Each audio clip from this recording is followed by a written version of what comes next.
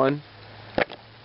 Hello, this is Mindy from the Weekend Gardener, and today I'm going to show you how to take a stem cutting from a clematis. Now, a stem cutting does not root as successfully as if you do a layering cutting, and I'm going to show you how to do that type of propagation technique in another video. What you're going to need is, first off, 5 to 6 weeks for any sign of roots to appear, so you're going to need some time there, and you're also going to need this year's growth, and that is extremely important. This year's growth can be found at the end of the stem, or the vine in this case. You're also going to need 2 to 3 nodes. Now, a node is where the leaf attaches to the stem. So, for good measure, I'm going to count down 3 nodes before I take my cuttings. This is 1, 2, and 3. Now, when you take your cutting, you need to make sure that it is at an angle. And that will help with the rooting process, but it will also protect the vine.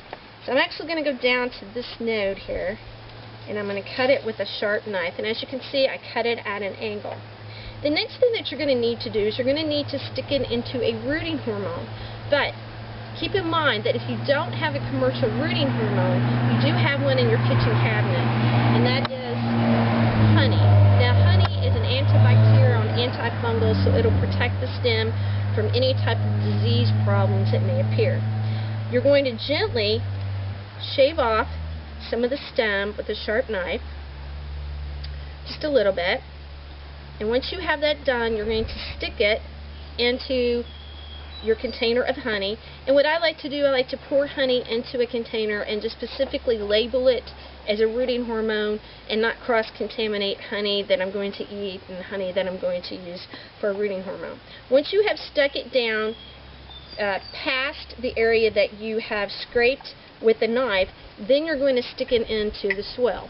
Now, here's a tip that I'd like to give you when it comes to doing this. Take an 0.2-liter bottle, cut it in half, and put soil in it, and then put your cutting in there. Moisten the soil and put the top back on and tape it off. What that will do will create a mini greenhouse that will help the roots develop much quicker than if you just simply stuck it into a flat of soil. So give this a try next time you see a beautiful clematis that you would like to get a start of. So until I meet you in the garden again, this has been Mindy from the Weekend Gardener.